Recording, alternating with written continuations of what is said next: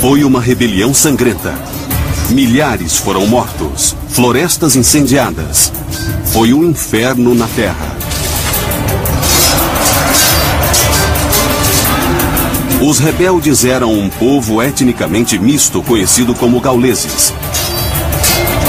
Seu chefe foi o primeiro general a unir as diversas tribos, Vercingetorix.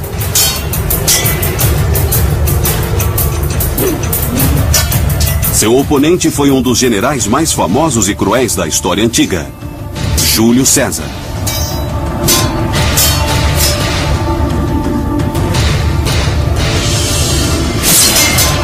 Durante 100 anos, os romanos oprimiram brutalmente os gauleses. Agora chegara a hora da vingança. Está armado o palco para um dos maiores confrontos militares da história. Uma batalha de inovações tecnológicas que testou a astúcia e a engenhosidade de dois generais. Moldou a face da Europa para os séculos vindouros e garantiu o futuro de um império.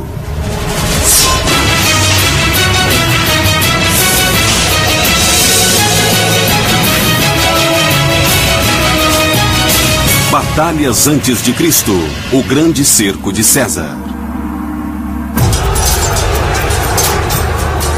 Ano 52 a.C. Há 6 anos, Júlio César comandava uma guerra brutal.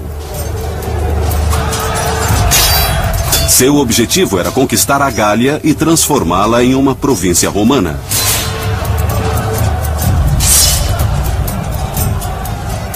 Quando César conseguiu dominar a Gália em 58 a.C., a República Romana já havia se expandido até o norte da África. Grécia, Sicília, Córcega, Sidônia e Espanha. Mas Roma nunca conseguiu subjugar inteiramente a região ao norte, Gália. Eles sempre hesitaram um pouco em fazer a expansão ao norte, porque os gauleses e os romanos tinham uma longa história, uma história de 300 anos de massacre mútuo e antagonismo. Eu quero dizer, os povos do norte, quando saíam em incursões, eram, povos muito brutais. Eles saquearam Roma. No 3º século antes de Cristo, havia muito sangue derramado. Mas a República Romana se fortalecia dia a dia. Liderando mais de 50 mil soldados romanos, Júlio César abriu caminho pela Gália com incrível crueldade. Júlio César foi enviado à Gália pelo Senado romano como procônsul, isto é, para conquistar a área e transformá-la em província de Roma. O mais interessante sobre esse grande general é que ele nunca fora militar e não tinha experiência alguma em combate, nem em comando também. Assim, por que o consideramos um grande general é uma boa pergunta a fazer. E a resposta é que ele foi o primeiro general romano a deixar suas memórias e um relato detalhado de todas as suas campanhas, que, é claro, indicam sua grandeza e nada mais. Os escritos de César sobre os 6 anos da guerra contra a Gália dariam 7 livros. Ele se considerava um gênio militar, mas seus êxitos podiam ser explicados pela qualidade de seu exército. Na época das batalhas na Gália, o exército romano era quase totalmente profissional.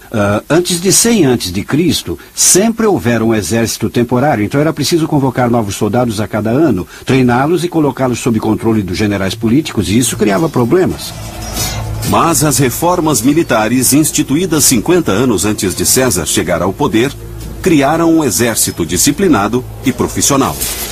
Então podia haver um amador comandando tudo, mas havia 10 legiões de soldados profissionais. Esse é um ponto que explica o sucesso de César. O outro ponto, eu acho, é que sempre se pode ser um bom general se não lutar contra ninguém. No caso, os exércitos da Gália não eram realmente exércitos importantes.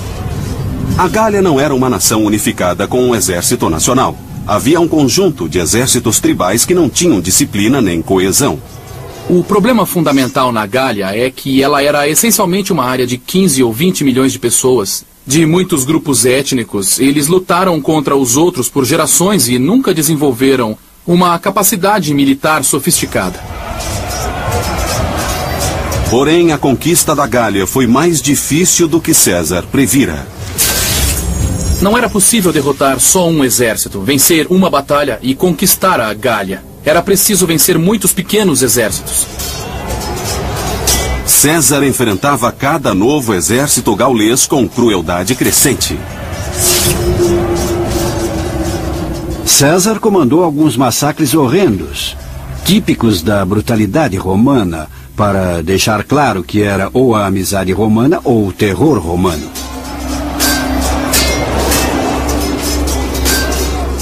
César comandava um reino de terror. Ele destruiu aldeias inteiras, matou todos nelas. E depois foi para a próxima, absolutamente brutal. Inevitavelmente, em um período de 6 anos, o que aconteceu foi basicamente que o controle romano na Gália foi bem estabelecido. Mas, por baixo da superfície, havia um espírito fervente de ódio pelos romanos e um espírito de revolta, só esperando por um líder que o dirigisse. Surge Vercingetorix, um carismático general gaulês.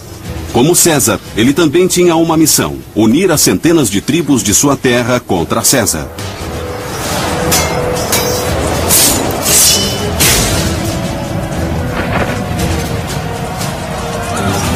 Vercingetorix era um adversário valoroso para César. Quando jovem, ele treinara e lutara ao lado das legiões romanas.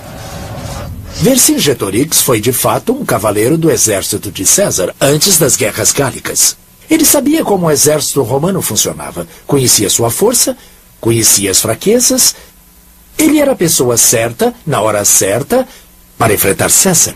Vercingetorix teve a ideia de que talvez essa fosse a hora certa para os gauleses finalmente se unirem. Não esta ou aquela tribo, mas todos. E se ele pudesse provocar uma fagulha, e então um ataque aos romanos tivesse êxito, o que poderia acontecer é que, nesse momento, todas as principais tribos da Gália se reunissem e resistissem ao domínio romano, derrotando César e expulsando os romanos. Era isso que ele tinha em mente. Seu plano de provocar César deu certo. Vercingetorix foi com mais de 70 mil soldados até a cidade romana de Orleans e deu a César um pouco de seu próprio remédio. Ele caiu sobre a cidade como um leão sobre um coelho. Queimou a cidade, massacrou e matou todas as pessoas. Os gauleses mataram mais de 5 mil homens, mulheres e crianças. Vercingetorix mandou uma mensagem clara a César. Os gauleses não tolerariam mais a brutalidade do general romano. Esse foi o estopim da revolta. Isso foi um acontecimento simbólico que instigou todos os gauleses contra Roma. Foi isso que ele tentou fazer. Teve um pensamento estratégico muito bom e funcionou. Não havia mais volta para Vercingetorix.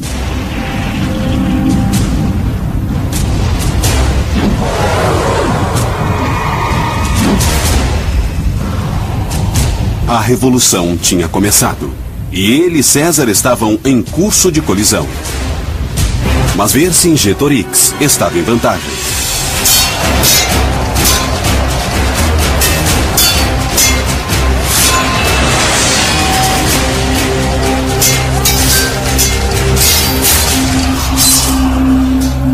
Logo ele conseguiu mais vitórias. Ele tinha um grande exército às suas ordens e sabia usá-lo. De repente ele ficou incontrolável. Apesar de estar em vantagem, Vercingetorix sabia que seu exército era grande, mas desorganizado. Perderia uma batalha direta contra o exército profissional e bem treinado de César. Assim, sua estratégia foi atingir as forças de César em pequenos combates ao estilo de guerrilha, até infligir tantos danos que os romanos foram obrigados a se retirar para a Itália. Vercingetorix tinha uma política de ficar atacando os romanos, cortar seu acesso à comida e, de modo geral, dar dor de cabeça a César. Para manter os soldados romanos desequilibrados, Vercingetorix fez algo que reverberou por toda a história militar. Ele convenceu os gauleses a incendiar suas cidades, colheitas e campos. Essa estratégia é conhecida agora como Terra Seca. Queimar tudo. Queimar cidades, queimar as aldeias, os campos, tudo. Em outras palavras, não deixar nada com que o exército romano pudesse sobreviver. Em agosto de 52 a.C., depois de aplicar sua política da terra seca, Vercingetorix liderou uma pequena força de gauleses contra os romanos perto da atual Dijon. A arma favorita dos gauleses era a espada de folha larga. Essas lâminas pesadas feitas de ferro esmagavam com força brutal. Os soldados romanos usavam o gládio. Com 60 centímetros de comprimento e 6 centímetros de largura, o gládio era feito de aço afiado e era usado para esfaquear.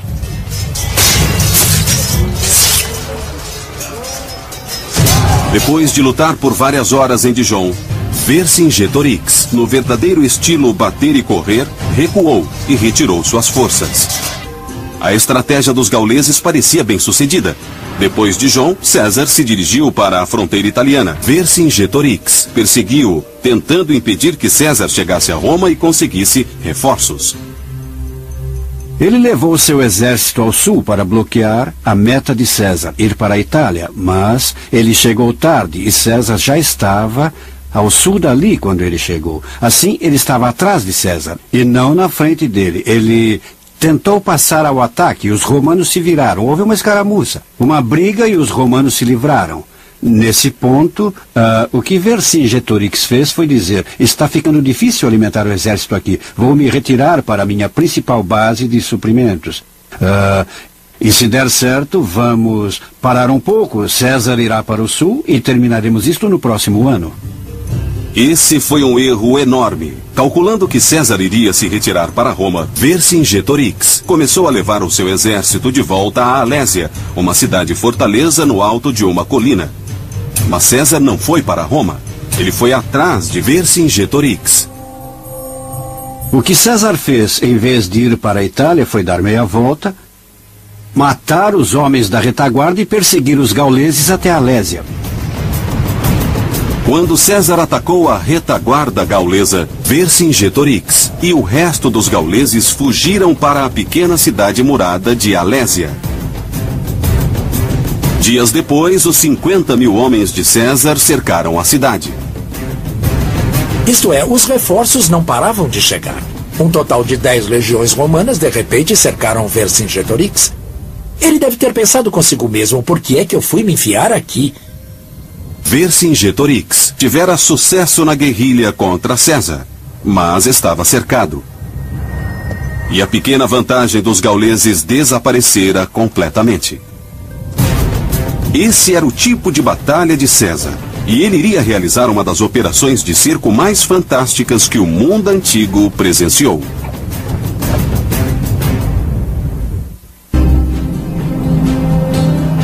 Em 52 a.C., cidade de Alésia. O comandante romano Júlio César e mais de 50.000 soldados romanos cercaram 70.000 gauleses e o líder revolucionário Vercingetorix dentro da cidade. Alésia era importante porque era a última fonte de resistência. Era o último ponto militar que impedia o controle de Gália pelos romanos. Alésia é a cidade moderna de Alys-en-Rhin, localizada na França. A cidade tinha 8 quilômetros de diâmetro e era rodeada por uma pequena muralha com 2 metros de altura. Habitada por 10.000 homens, mulheres e crianças, Alésia ficava em uma colina, 450 metros acima de um vale, por onde passavam 2 pequenos rios. Um círculo de colinas rodeava a cidade. Ela era bem protegida e dava aos gauleses uma forte posição defensiva. Mesmo assim, César decidiu sitiar Alésia em uma campanha militar ímpar na história. A forma de cerco criada por César foi muito engenhosa e eu não posso achar ninguém, nem nenhuma fonte que diga que as técnicas de cerco que ele usou foram usadas antes. O exército de César possuía a tecnologia de cerco mais sofisticada da época. Estavam equipados com uma catapulta chamada de onagro, conhecida por ter um forte coice e capacidade de lançar um projétil de 45 quilos a 350 metros. Os romanos também usavam o balista, que em latim significa lançador de pedras. O balista lançava projéteis a quase 90 metros. Cada legião romana estava equipada com 30 deles. Mas sitiar significa mais do que só atacar com armas de alta tecnologia. César sabia que o movimento tático correto em Alésia não era um ataque total. Em vez disso, César acreditava que para vencer a batalha não devia tentar expulsar os gauleses, mas matá-los de fome. César decidiu construir uma muralha de 16 quilômetros ao redor de Alésia para aprisionar os gauleses dentro de sua própria cidade. O que Vercingetorix pensava ser um porto seguro, revelou-se uma armadilha mortal. Primeiro, os soldados de César cavaram uma trincheira com 6 metros de profundidade e 6 metros de largura. A seguir, cavaram outra trincheira com 5 metros de largura e 3 de profundidade, que podia ser inundada. Depois, cavaram outra trincheira seca. Por fim, começaram a trabalhar em uma muralha com 3 metros de altura, completa, com torres de vigia a cada 70 metros. Chamaram isso de circunvalação. Colocaram uma muralha ao redor da cidade. Essencialmente, colocaram muitos milhares de pessoas na prisão. O propósito disso era, é claro, garantir que ninguém na cidade pudesse sair. Eles podiam sair de sua própria muralha, mas só para ficar presos entre a muralha romana de madeira e a sua muralha. Era a primeira barreira. Essa não foi a primeira vez que César demonstrou dominar a tecnologia. 3 anos antes, em 55 a.C., 400 mil alemães procuravam novas terras e cruzaram o Reno para se fixar na Gália. César imediatamente enviou uma mensagem brutal e mandou 50 mil soldados com ordens de massacrar os alemães. O que ele fez a seguir foi horrível e tecnologicamente avançado. César iniciou a proeza de engenharia que ele acabaria fazendo em Alésia. Ele construiu uma ponte suspensa com 120 metros de comprimento e 12 metros de largura sobre o rio Reno para poder expulsá-los para a Alemanha e depois persegui-los. Depois de cruzar o rio, César arrasou os campos sem piedade.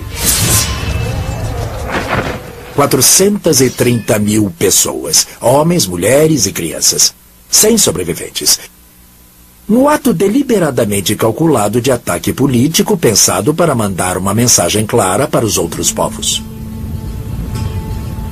Apesar da brutalidade, a travessia do Reno foi um admirável avanço da engenharia do mundo antigo. Ele construiu a ponte em 10 dias.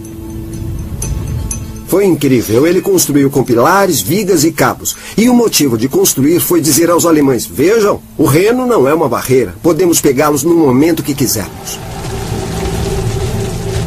Depois do massacre, César voltou à Gália e destruiu a ponte. Em Alésia, César usou a superioridade tecnológica romana para prender os gauleses dentro da cidade. O general gaulês Vercingetorix observava enquanto a muralha era construída. A muralha de 3 metros foi construída parcialmente com a terra tirada das trincheiras. Ela era encimada por proteção de madeira e torres se erguiam a cada 70 metros.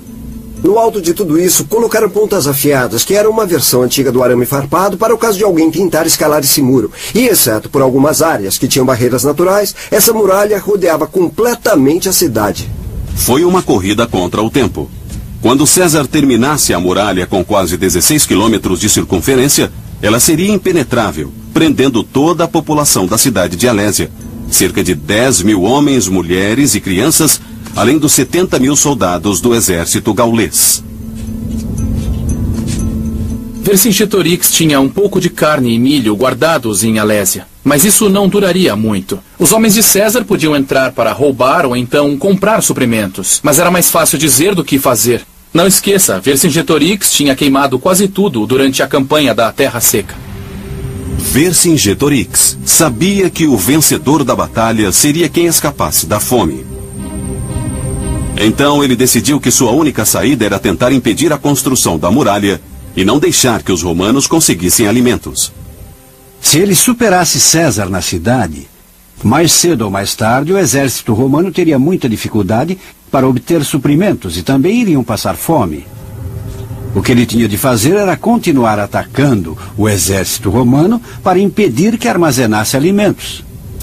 Vercingetorix recorreu à sua antiga tática: atacar e fugir. Ele enviou seus soldados para atacar os construtores e os coletores de alimentos. Vercingetorix venceu algumas vezes, mas finalmente César lançou um contra-ataque. Não sabemos exatamente quantos cavaleiros César tinha, mas eu imagino que uns 5 ou 6 mil cavaleiros romanos e uns 3 ou 4 mil cavaleiros mercenários.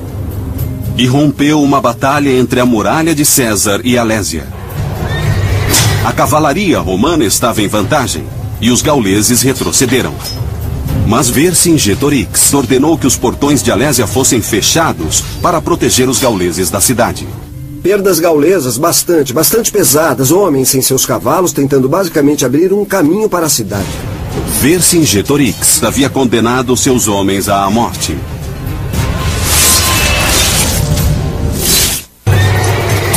Em 52 a.C., o cerco de Alésia causou o primeiro derramamento de sangue. Uma luta de cavalaria foi mortal para os gauleses. Apesar de ganhar essa pequena luta, César decidiu aumentar as obras de construção do sítio e ordenou que mais trincheiras fossem cavadas, dispositivos antipessoais instalados e armadilhas mortais construídas. Armadilhas com pontas de madeira afiadas foram colocadas no fundo das trincheiras.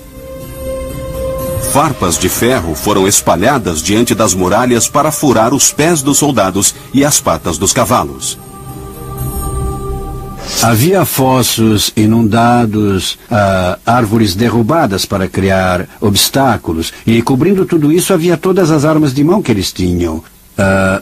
Havia flechas, havia atiradeiras, projéteis, e eles podiam literalmente atear fogo em toda uma zona de impacto. Depois de apenas 5 semanas, a muralha de 16 quilômetros equipada com armadilhas, obstáculos e armas estava quase completa. O general gaulês Vercingetorix foi forçado a uma manobra corajosa. Ele enviou os 15 mil homens de sua cavalaria para percorrer a Gália e recrutar reforços com as outras tribos gaulesas.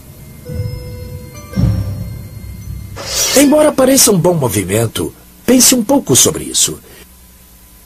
Ele havia tido muito sucesso provocando César, atacando-o, não o deixando ir a nenhum lugar, não o deixando coletar alimentos. Mas ele desistiu disso tudo e disse, sem trocadilho, mandem a cavalaria. Vercingetorix mudou seu método tático e deixou que os romanos, em essência, construíssem as obras de sítio e alimentassem o exército. A decisão de pedir ajuda em vez de continuar a perturbar os soldados romanos foi uma decisão militar crucial. Se a cavalaria fosse atacada ou se as outras tribos não respondessem, o exército de Vercingetorix estaria condenado. Bom, sem a cavalaria, para ser enviada para atacar o exército romano, eles podiam construir as obras de sítio rapidamente, o que fizeram. O mais importante ainda é que agora podiam coletar alimentos. E isso César entendeu claramente. O que ele fez? Ele ordenou que seus subordinados coletassem um suprimento de grãos para 30 dias. Mas César sabia que se a cavalaria gaulesa voltasse com reforços, os romanos poderiam ser derrotados. Para se defender, César decidiu construir outra muralha, a cerca de 360 metros da primeira. A primeira muralha de César mantinha Vercingetorix dentro. A segunda manteria os reforços fora. Mas também continha 50 mil soldados romanos que tinham de acampar entre as duas muralhas.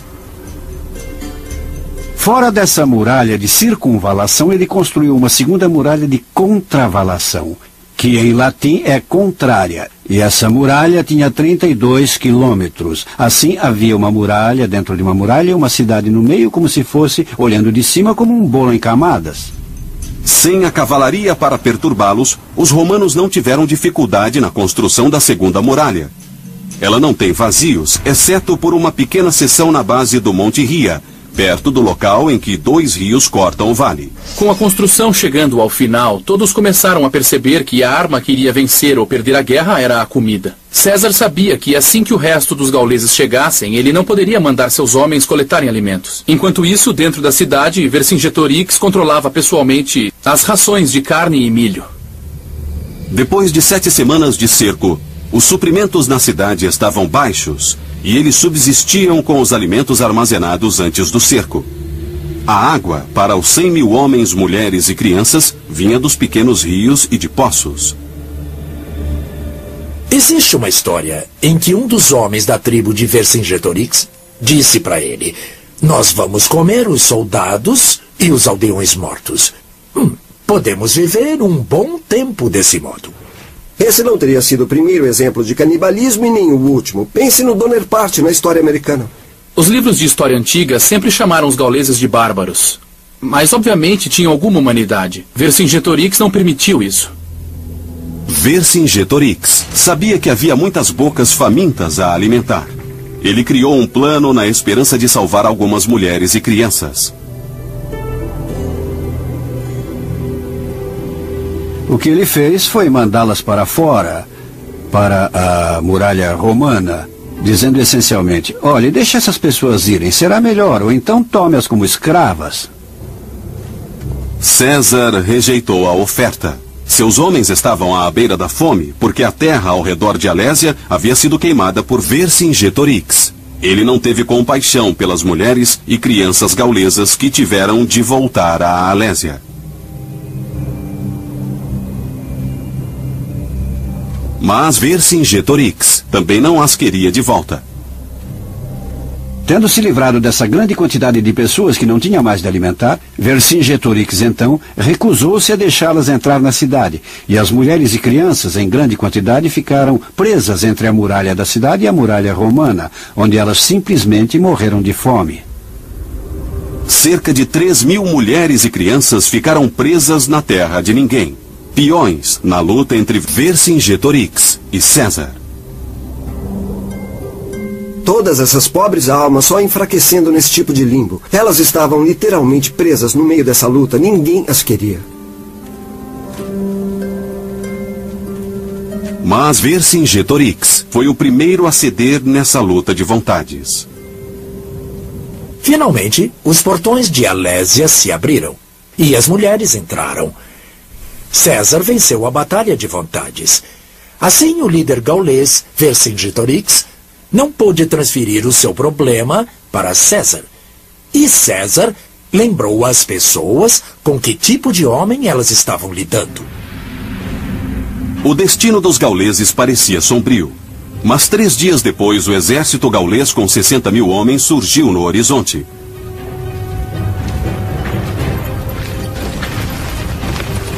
Eles eram liderados por Comminus, um velho conhecido de César. Comminus tinha sido aliado de César no começo das guerras gálicas. Vercingetorix também havia lutado com César. Então era mesmo uma traição que César tivesse de enfrentar esses homens. Comminus não perdeu tempo para mostrar a César que ele havia chegado. Pela primeira vez no cerco de Alésia, César parece estar com problemas.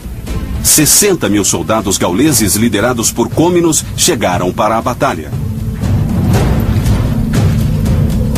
Eles foram ajudar Vercingetorix, que estava preso na cidade com milhares de civis e soldados. Comminus imediatamente partiu para a ofensiva. Ele levou a infantaria para a muralha e atacou os poucos soldados romanos que estavam do lado de fora. Os gauleses eram incrivelmente organizados para um monte de tribos que nem se conheciam pouco tempo antes. Eles tinham infantaria misturada à cavalaria e cobriam tudo com arqueiros e fundistas. César teve de enviar 5.000 cavaleiros para defender a muralha. Mas eles foram atingidos por uma nuvem de flechas. Quando parecia que as defesas romanas iam cair, César enviou reforços. O momento foi perfeito e os novos soldados fizeram os gauleses retroceder.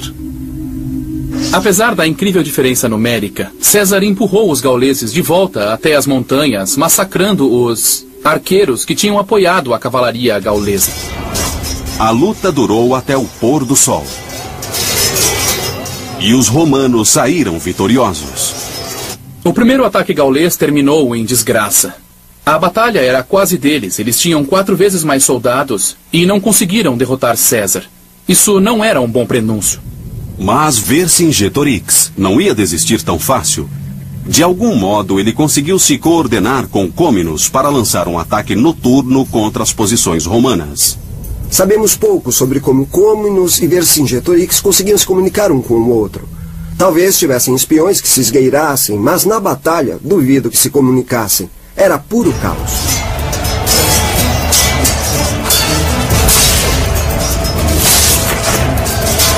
Vercingetorix liderou uma força na tentativa de romper a muralha interna.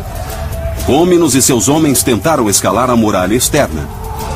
Uma terceira força gaulesa, também no exterior, tentou romper a muralha externa do outro lado da cidade. Os gauleses estavam aprendendo e tentavam diferentes táticas. Dessa vez eles tinham a escuridão ao seu lado. Eles tinham escadas e ganchos para escalar as muralhas. Infelizmente para os gauleses, César ainda tinha uma boa vantagem. Do alto da torre de sítio, ele poderia ver facilmente o que os gauleses faziam. Com a posição superior, os homens de César repeliram os gauleses com facilidade.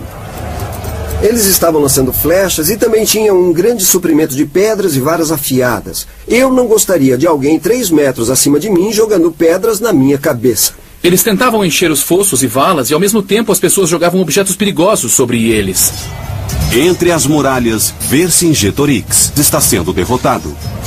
Do outro lado da cidade, as obras de sítio de César estão funcionando. Os presentinhos que César deixou, os dispositivos antipessoais, funcionaram muito bem ali.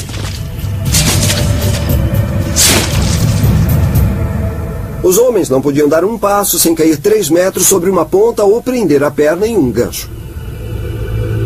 O sítio bem planejado da cidade estava derrotando os gauleses. Côminos estava apanhando no exterior. Vercingetorix estava apanhando no interior. Os dispositivos antipessoais matavam os gauleses à torta e à direito. E todos recebiam uma chuva constante dos romanos que jogavam lanças e flechas sobre os soldados gauleses. Ao amanhecer, todas as forças gaulesas, dentro e fora das muralhas, foram obrigadas a retroceder. Mais uma vez, César venceu. Isso estava deixando Côminos e Vercingetorix loucos. Eles tinham 3 vezes mais homens, mas gastavam a maior parte do tempo tentando cruzar os fossos e sendo mortos pelos romanos. César era como um mestre no jogo de xadrez. Ao aprisionar a Alésia e depois construir a segunda muralha para repelir os reforços gauleses, ele neutralizou a vantagem numérica que os gauleses tinham. Incrivelmente genial. 5 dias se passaram. A fome estava derrotando os gauleses. Desesperados, eles tentavam descobrir como vencer os romanos. Tinham sido derrotados 2 vezes, mas tinham de fazer algo. As pessoas no interior estavam além da falta de comida.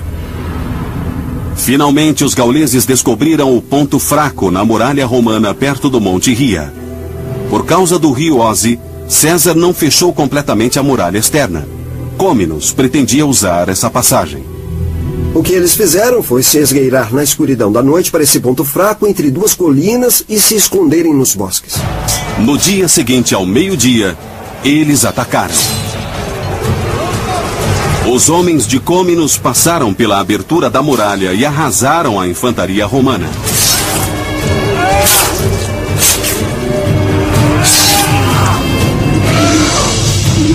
Em outro local, uma segunda força gaulesa tenta romper a muralha. A segunda força gaulesa começou a vencer a muralha. Os romanos simplesmente estavam ficando sem objetos para jogar neles. Ao mesmo tempo, Vercingetorix atacou do interior.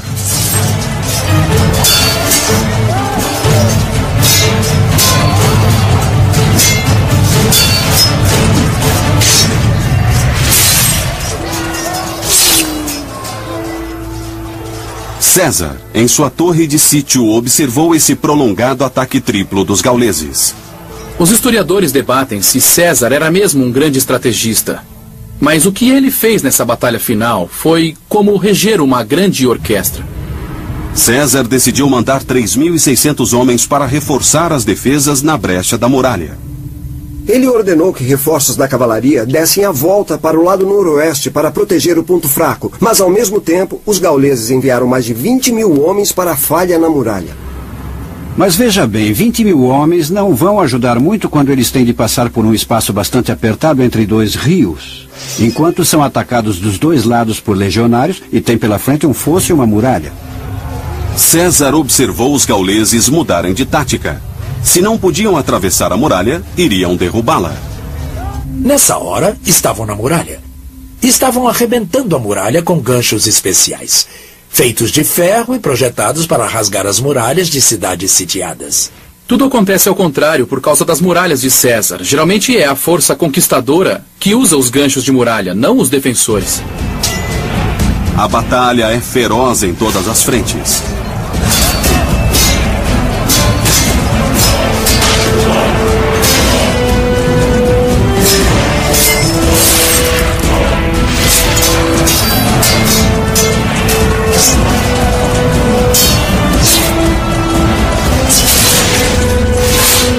César finalmente toma a situação nas próprias mãos e lidera pessoalmente mais 2.400 homens.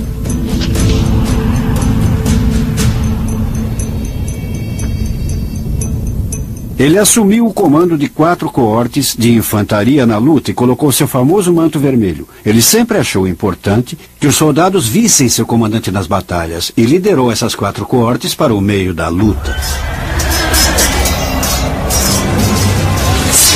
A linha romana estava prestes a romper, quando César chegou no último minuto com os reforços.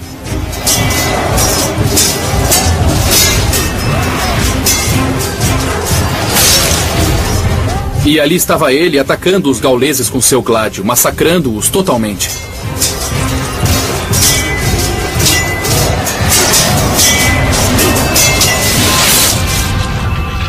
Existe uma grande diferença entre um comandante dizer "ataquem" e outro dizer "sigam-me, rapazes".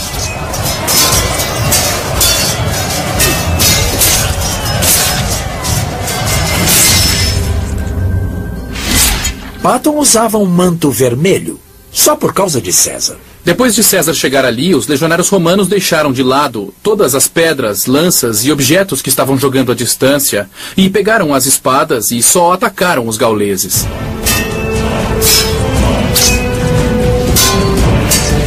César tinha uma vantagem e decidiu aproveitá-la.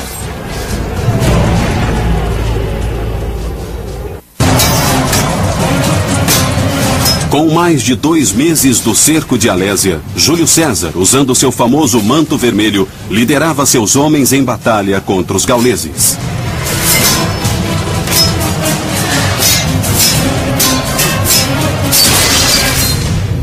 Os textos dizem que o que acontecia era que a linha romana estava prestes a romper, quando César chegou no último minuto acompanhado por 4 coortes de reforços e, ao mesmo tempo, aumentou o moral romano porque eles viram o comandante lutando com eles, lutando com o manto vermelho. Ao anoitecer, César estava vencendo. Ele perseguiu os gauleses até o acampamento e abateu-os como animais.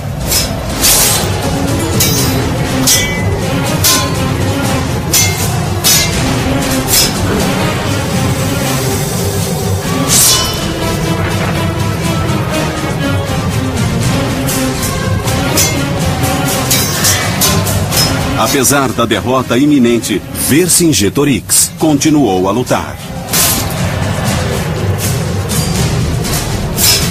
Sua estratégia de unir as tribos gaulesas para lutar contra a opressão romana fracassara. Vercingetorix logo percebeu a derrota.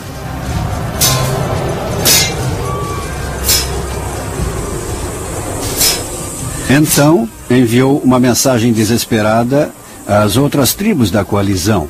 E depois de 1 ou 2 dias, uma a uma, como tinham feito tantas vezes no passado, elas começaram a voltar para seus territórios tribais.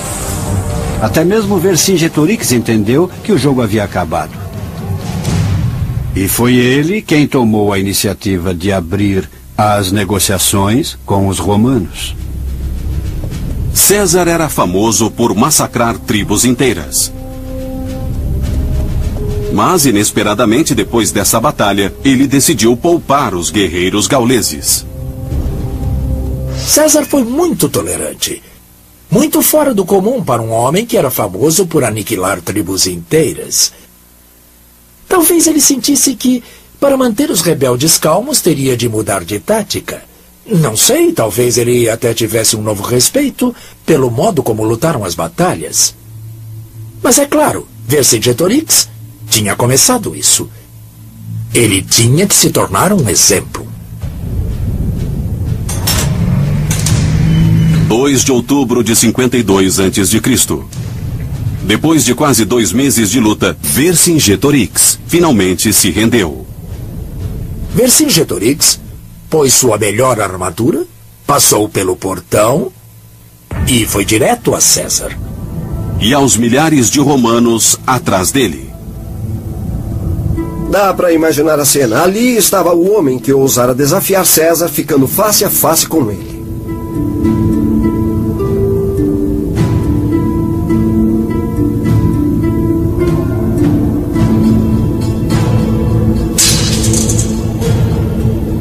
Um guerreiro valente, mas que cometera um erro tático básico. Se ele tivesse planejado não enfrentar César diretamente, mas provocá-lo, cortar suas comunicações, cortar as linhas de suprimento, atacá-lo a cada volta. Ele fez isso algumas vezes em que poderia ter tentado vencer de uma vez, mas manteve a disciplina. De repente, ele mudou toda a sua ideia. Enviou os melhores lutadores para buscar ajuda. Uma ajuda que acabou não funcionando bem. É fascinante. Ele manteve a estratégia original bem até o momento em que estava vencendo, e aí, por algum motivo, mudou de estratégia. Isso lhe custou tudo. Embora muitos dos gauleses fossem libertados, Vercingetorix foi levado a Roma e executado. Bom, existe uma história para a qual não existe muita evidência de que em um dos triunfos de César ele tenha sido estrangulado. Em praça pública. O mais provável é que tenha sido só executado em uma masmorra romana. Os romanos não tinham nenhum problema com execuções públicas, mas neste caso eles queriam escapar daquilo a que chamavam o fogo gaulês, do homem que temiam que incendiasse os gauleses. César passou todo o inverno extinguindo as cinzas da rebelião. Roma não precisaria lutar contra a Gália pelos 400 anos seguintes. Pode-se comparar César a William Tecumseh Sherman, famoso pela Marcha pela Geórgia. Em 1867, ele recebeu o encargo de romper a resistência dos índios no oeste. Ele usou as mesmas táticas: terra seca, massacre, remoção, fome, contra as tribos de índios americanos que César usou contra os gauleses, com o mesmo resultado. Ele venceu, e os índios americanos foram para as reservas. E aí se tornaram americanos. Alésia foi uma grande vitória pessoal para Júlio César, que naquele momento cercou e foi cercado. Mas o resultado dessa batalha foi mais do que material para os escritos de César. A Batalha de Alésia, a longo prazo, foi uma das coisas mais benéficas que aconteceram a toda a Europa, porque o que ela fez foi permitir a romanização completa de uma área enorme, do Reno até os Pirineus, o que hoje chamamos Europa Ocidental. Ela foi civilizada e organizada como uma província de Roma, e depois tornou-se, sob o Império, Roma, essencialmente Itália. E a própria Roma chegou a um ponto em que os gauleses nem pensavam em si mesmos como outra coisa que não romanos. Alguns dizem que a campanha de César foi realmente um reino de terror. Mas em Alésia, ele usou táticas brilhantes para derrotar um grande exército gaulês que o atacava de 2 direções. O resultado foi que César não só destruiu os gauleses, ele uniu a terra que se tornaria uma parte importante da Europa Ocidental. E tudo isso foi possível, essencialmente, pelo gênio de Júlio César e pela derrota de Vercingetorix na batalha e no cerco de Alésia.